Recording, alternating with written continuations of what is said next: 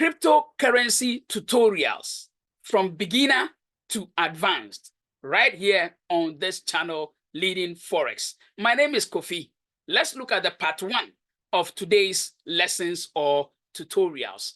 Now, let me share with you the slides for part 1.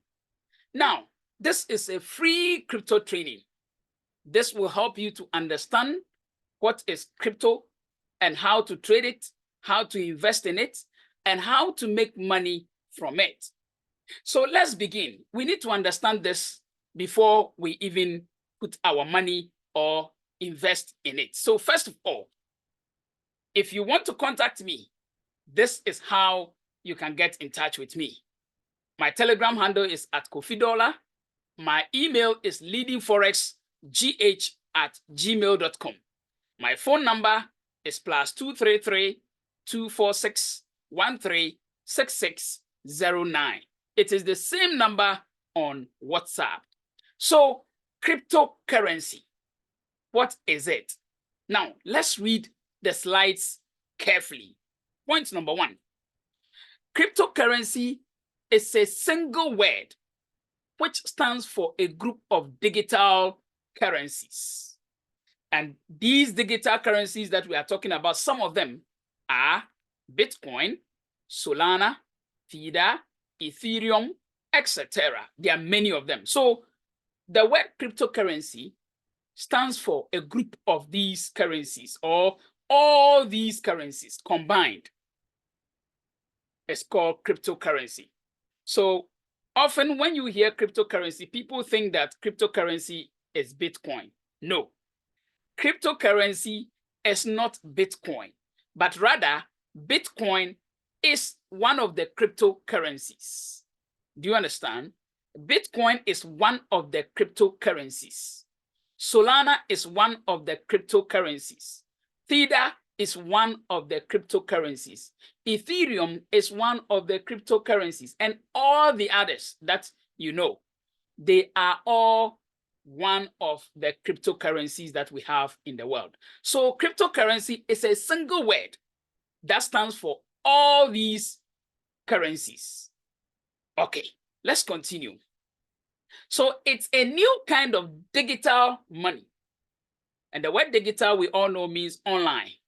So it's a new kind of digital money that relies on a combination of technologies.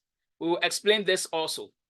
It relies on the combination of what? Technologies that allows it to exist outside the control of central authorities like governments and banks.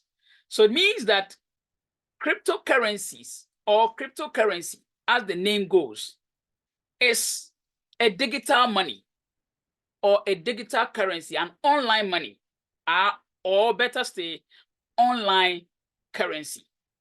And this money, no government or bank has a hand in it.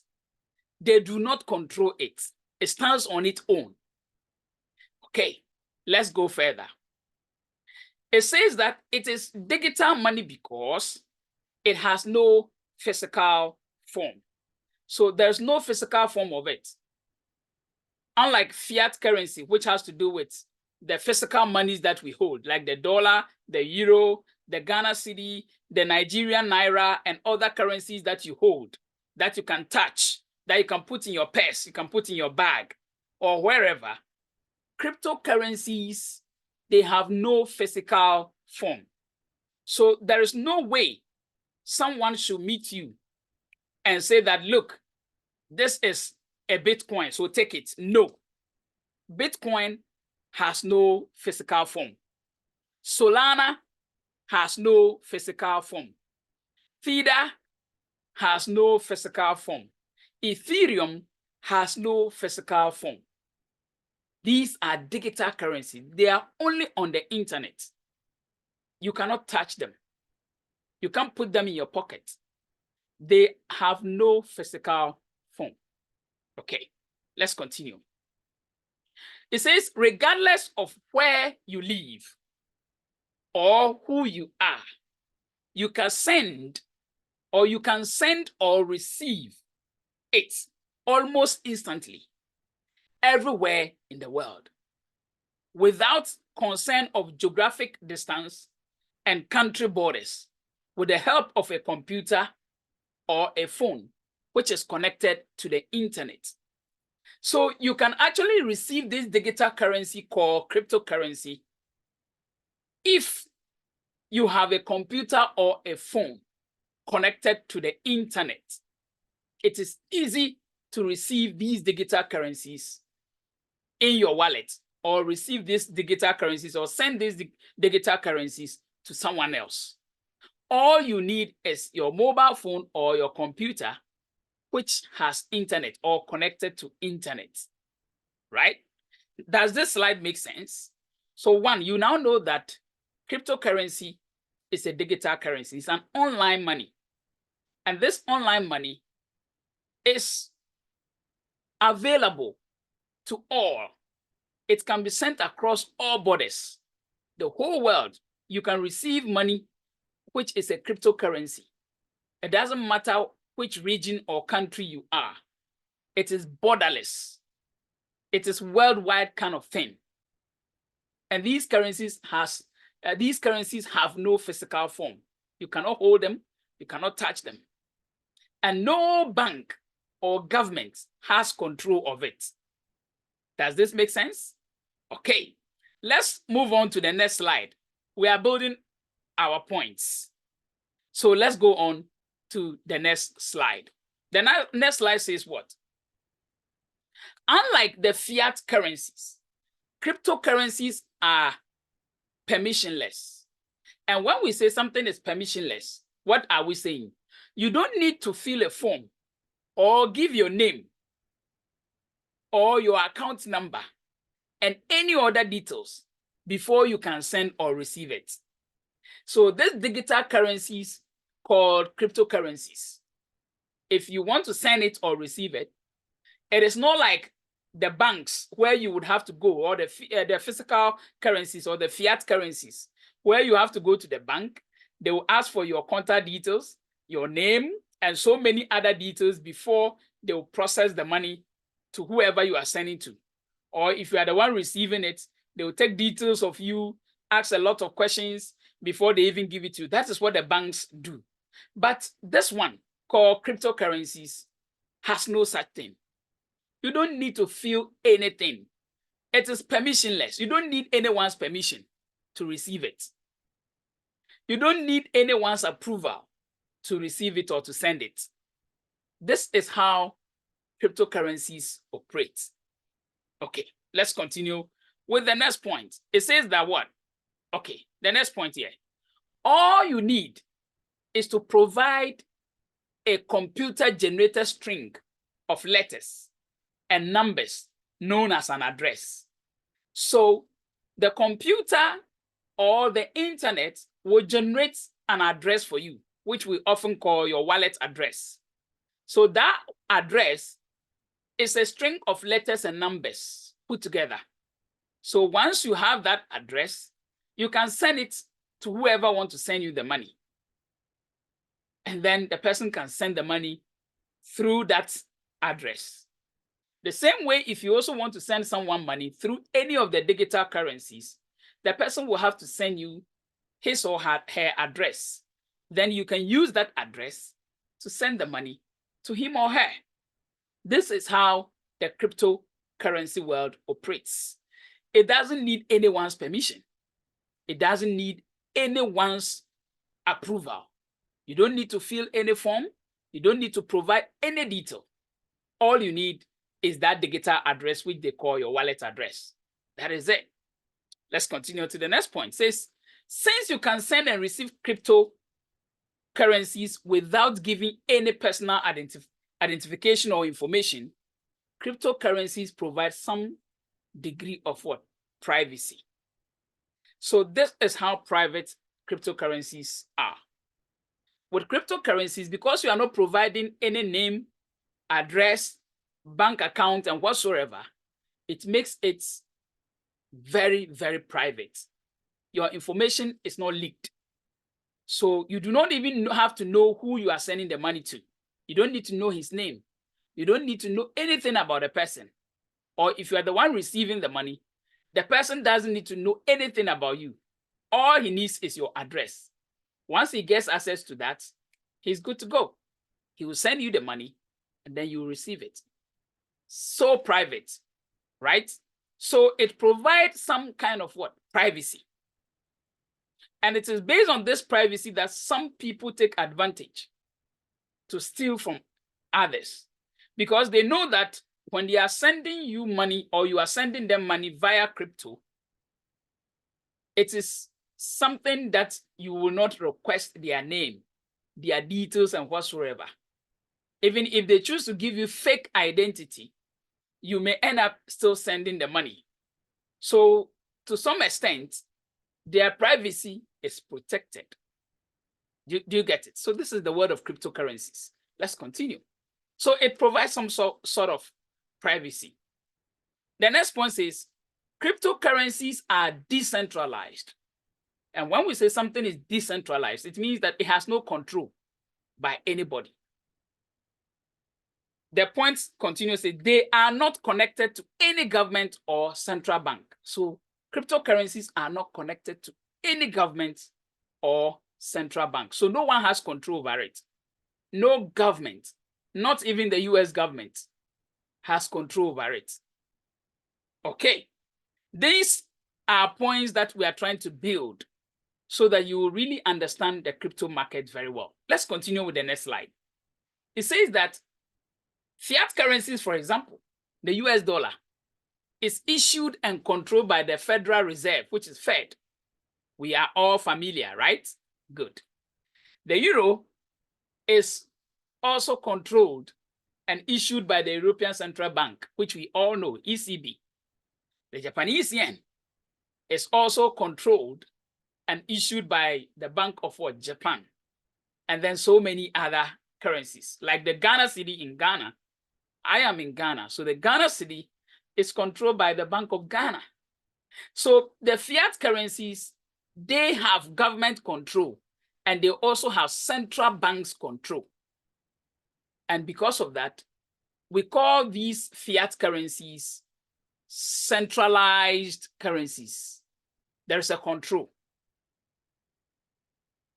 That is centralization. So when something is under a control, we call it centralization. It means some people's hand are in it. The central bank or the government's hand is in it. That is centralization. But when it comes to cryptocurrencies, there is no bank or government behind them.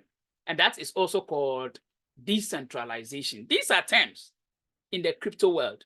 So you need to familiarize yourself with them. That is why I'm repeating them for you to understand them better. So centralization has to do with the fiat currencies, which is controlled by the central banks and also the various governments. The cryptocurrencies are decentralized. And that is decentralization because they do not have any hand or whatsoever from anyone in it. Okay. So it says that no one person or entity owns or controls them. Users can transact directly without the involvement of any intermediary, which for fiat currencies will usually be a bank. So you get it. The next question is, which is a very big question. If no central bank or government issues or creates cryptocurrencies, then who creates them? Then where do we get them from? Who are those behind these cryptocurrencies? Since we are saying that the central banks has no hand in it, or the central banks have no hand in it, or again, the governments have no hand in it, then the question is, who are those behind these cryptocurrencies? Who are those actually behind this whole thing?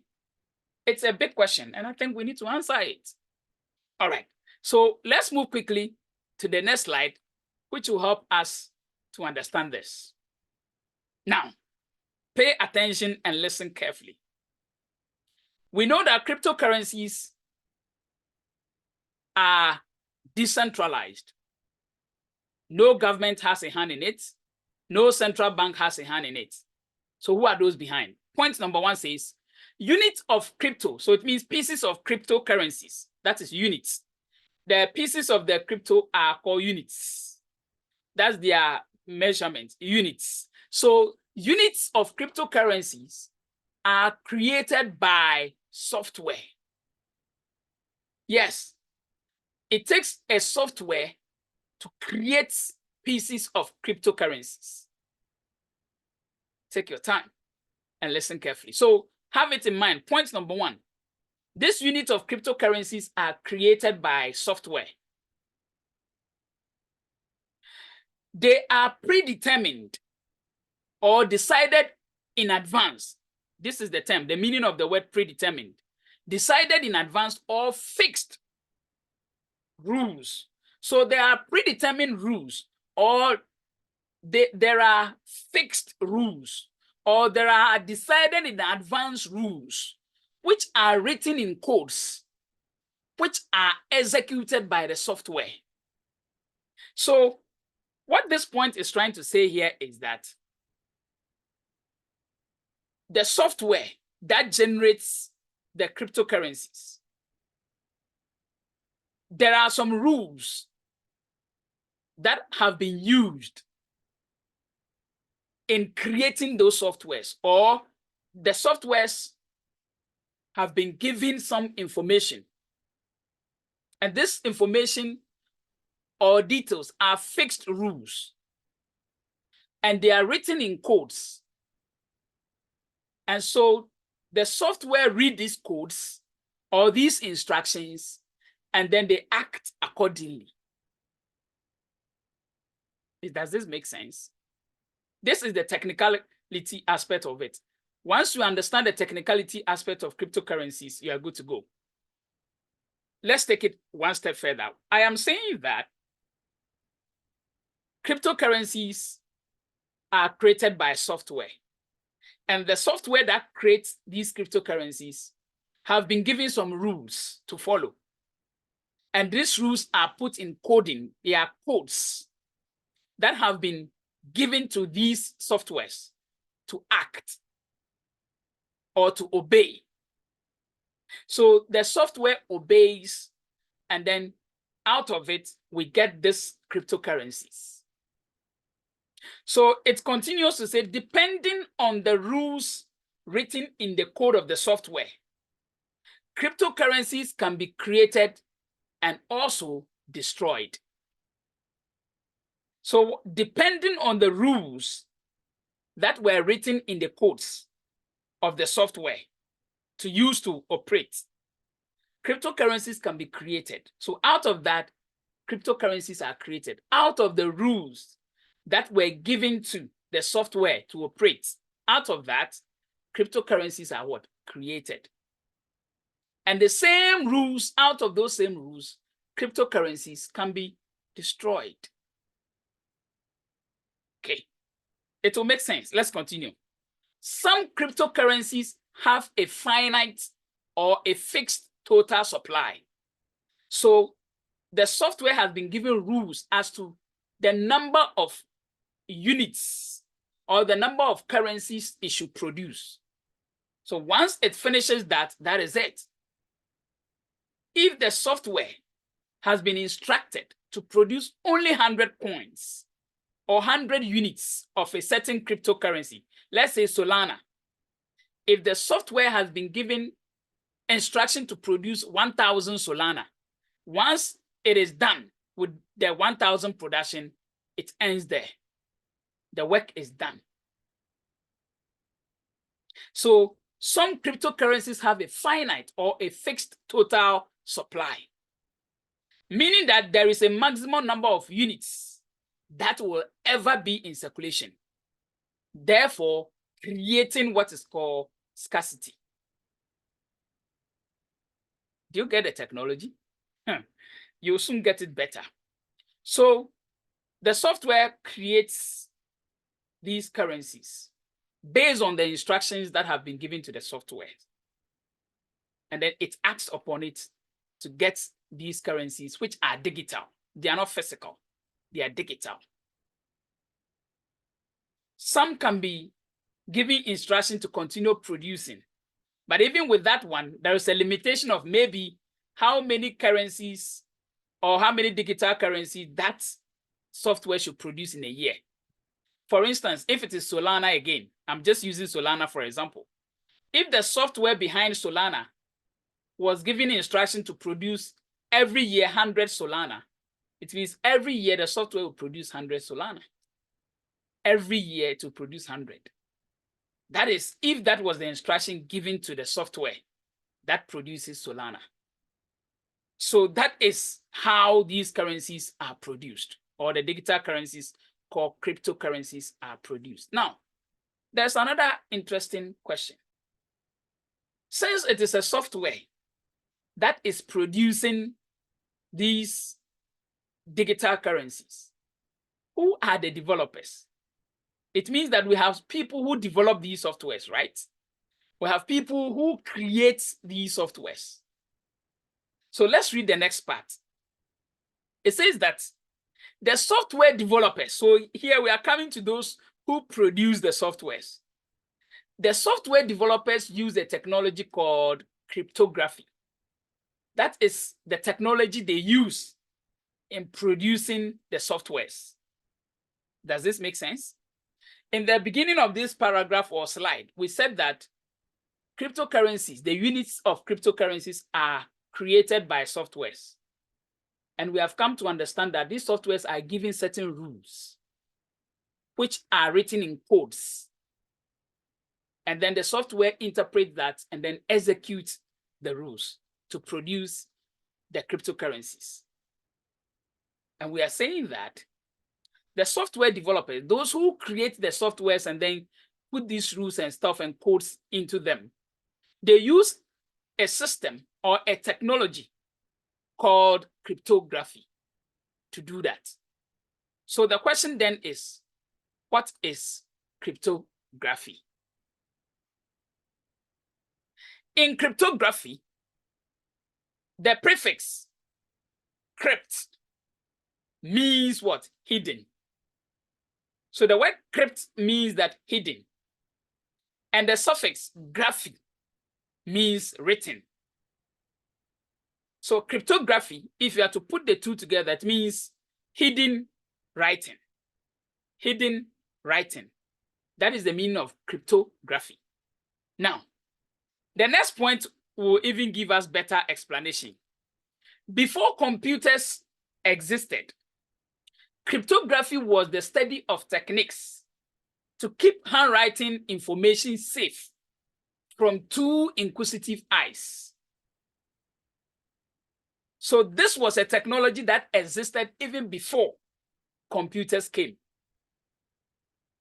And it was a technique used to hide sensitive information, some information that they didn't want it to come to the public space.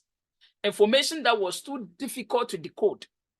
They used this cryptography writing to put those informations together so that the public can easily not understand or interpret. So people who were so inquisitive, who wanted to know about certain information, today, if you will put it, we'll call them the hackers. Hackers that will want to know whatever is behind whatever. They use cryptography to hide that information from them. So you see the writings and you do not understand them. This reminds me of the Bible days, where there was a king. There's a story in the Bible where a king went for the cups of the temple and then decided to throw a party, to have a merrymaking or a ceremony with his girlfriends.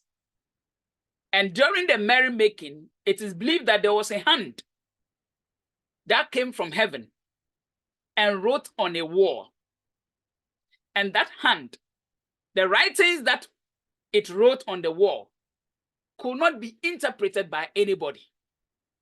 So it got the king very worried. Do you remember that story? I don't know those of you who are familiar with the Bible here. So that is God displaying his cryptography skills. in the Bible days. Yeah. If you remember that Bible story, you actually know how this cryptography thing came about. So there was a hand that wrote on the wall, which got the king worried because he didn't understand the meaning. So he started looking for someone who could actually come and read what was written on the wall. And I know you know the continuation of the story. I just want you to get the picture of cryptography very well. I think it was Daniel or who came and did the interpretation. I think if you are good with your Bible, you should know that story very well.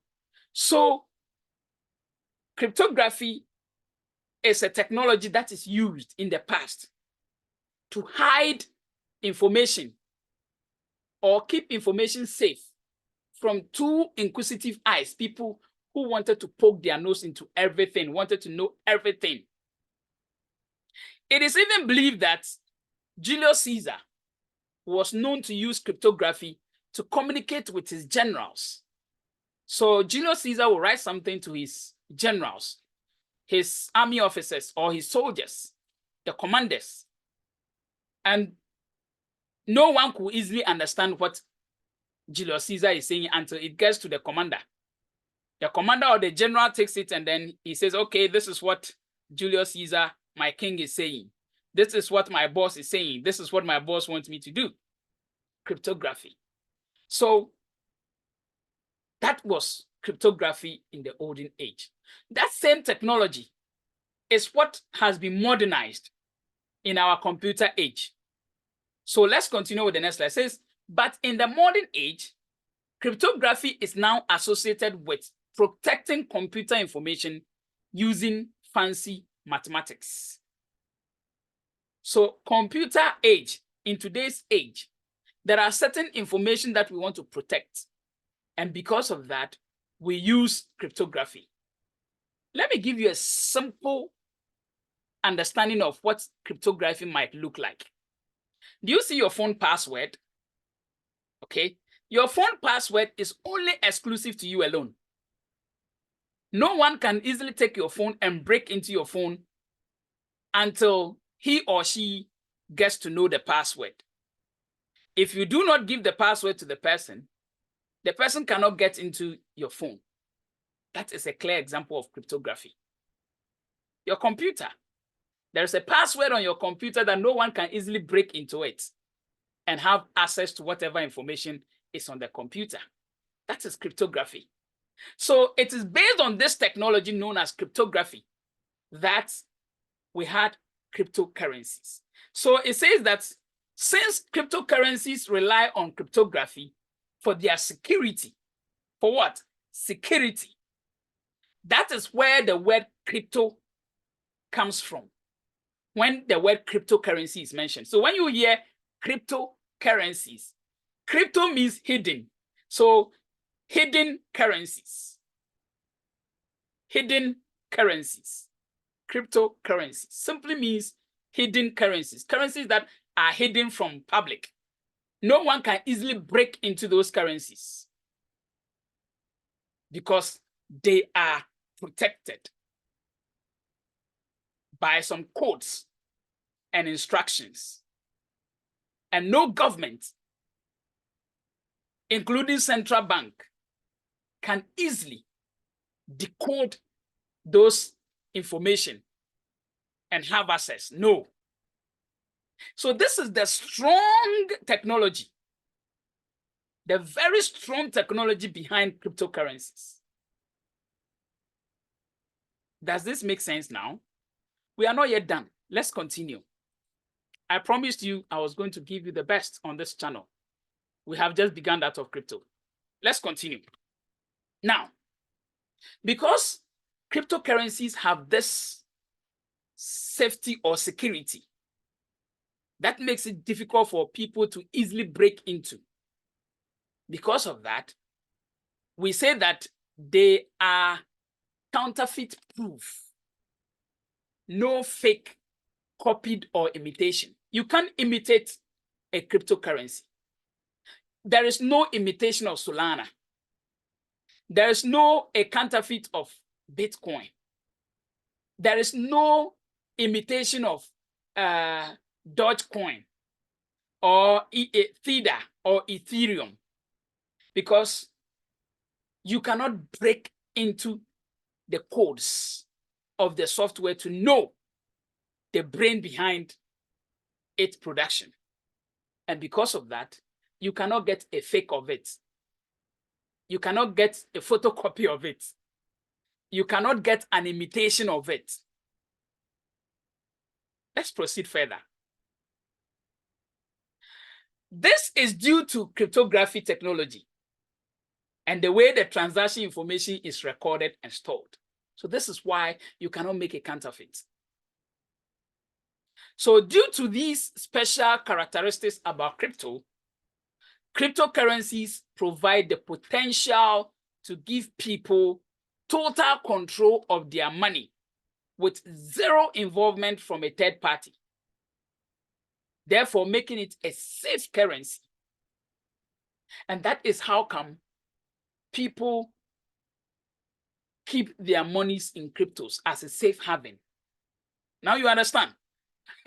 You are beginning to get it, right? Good. So because of the security features and the technology behind these cryptocurrencies,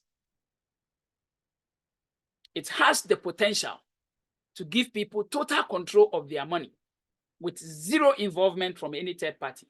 Not even your government can influence that cryptocurrency's decision as to what it should do, making it a safe currency. Now, the whole thing is this: whether crypto can live up to this potential remains to be seen.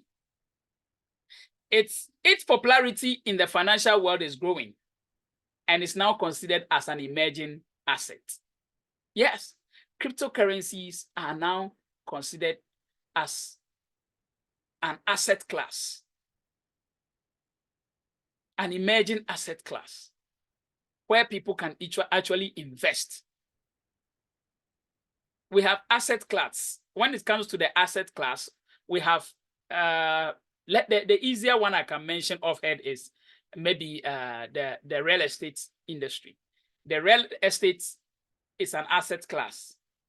Okay, so there are people who invest their monies in real estate. Now, Bitcoin, because of this heavy technology behind it, it is now seen as an emerging asset class where people can actually invest. Now, I am sure by this interpretation and explanation, you know what cryptocurrency is all about. And I know you understand the technology behind this thing already, right? I think you understand the technology behind it already, isn't it? So now, I want you to consider cryptocurrency by looking at some of these things, okay? Let me give you this practicality, okay? Now, I want you to consider this technology. A car, okay? A car is built with a certain technology. The developer of or the inventor of the car, whatever car it is, decided that there should be something called a steering wheel. There should be something called a clutch. And there should be something called accelerator. There should be something called a starter, where you start the car, or ignition to put the car on start.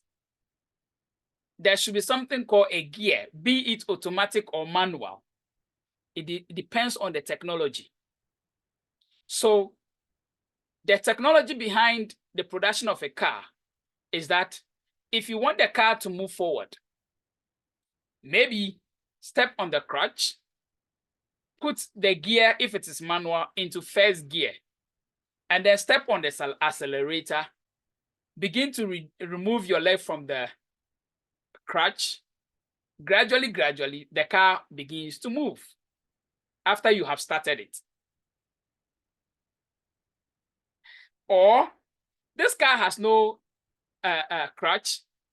The gears are automatic. Yours is to put it on D, which is drive.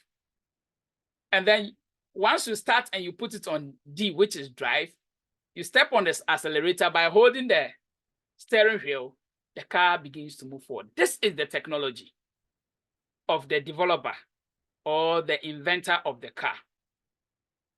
So far as you continue to maintain this car by following all these rules that the inventor put within it, that car will continue to last generation after generation, provided you can continue to obey the rules by giving it the fuel it deserves, by giving it everything that the inventor said should be given to the car, and using it the way he instructed. Sorry for that. By giving it those instructions, once you obey all these things, the car continues to live years after years. Why? Because you have obeyed the instructions. Take the gadgets you have in your room. They have all been built by certain technology. A fridge. There's a technology behind our fridge. The technology is that plug it to light, put water in it, put anything in it, it will begin to get cold. There are instructions. There are technologies or instructions that have been given to the device that you are using. So far as you continue to obey the instructions given to the device will continue to work and work and work and work and work appropriately. The same type of technology, and this one is cryptography, that have been used in developing cryptocurrencies. And because of that, no person can easily have access to, even including the developer himself. Once the project is developed, the owner of the project, the developer himself, is not able to stop it. Just as your car. Once you buy your car from the car owner or the inventor, he cannot stop your car from working or moving. He has finished the technology. Once you have the technology and you continue to obey the rules, there is no way that car will not move. The inventor cannot sit somewhere and shout on the car and say, stop working, and then the car will stop working. No. There is a certain technology in the car. And so far as that technology continues to obey the instructions, it will continue to work, whether the inventor is dead or alive. The same way with crypto. So these cryptocurrencies have been developed using softwares. And once you have access to it, no one can have a hand in it. No one can have a control of it. You are the controller yourself. No any other person can actually come in between you and that currency. Now, if cryptocurrencies cannot be even manipulated by governments and central banks, then it means that cryptocurrencies are safe havens. And for that matter, if there's going to be an election in the US, cryptocurrency doesn't care, because cryptocurrency doesn't operate based on elections. It operates based on a technology. Cryptocurrency doesn't care if the UK is going to have elections and whoever is going to win or not. Cryptocurrency doesn't care. Crypto doesn't care whether Donald Trump will run again or not, whether Joe Biden will win again or not. Crypto doesn't care, because the technology that keeps crypto running has nothing to do with elections. It has nothing to do with whether Israel and Gaza are at war or not. Not at all. So you see why people consider cryptocurrency as a safe haven, because it is driven by technology and not the day-to-day happenings in the world. Unlike the fiat currencies, they act or behave according to the day-to-day happenings in the world. Who comes as government, who becomes whatever, who is the best economist to manage the country affairs well. These are the things that determine whether a currency will be doing well or not. But when it comes to crypto, it's running by a technology. So it has no problem with whatsoever is happening in the world. And this is why people see crypto as an emerging asset class, a safe haven where people can actually put their money and no one can have control of it. This is where I want to end with part 1. I am sure you have understood so well the beginning and how crypto came about. If you have any question or whatsoever, put it on the video at the comment section. I will read, and in the part 2, I'll come up again to answer some of the questions while we continue the lessons. So thank you for subscribing. Let this video get more views because I know you can do it, because I am giving you content that is worth watching. My name is Kofi. I'll see you with the part 2 very soon.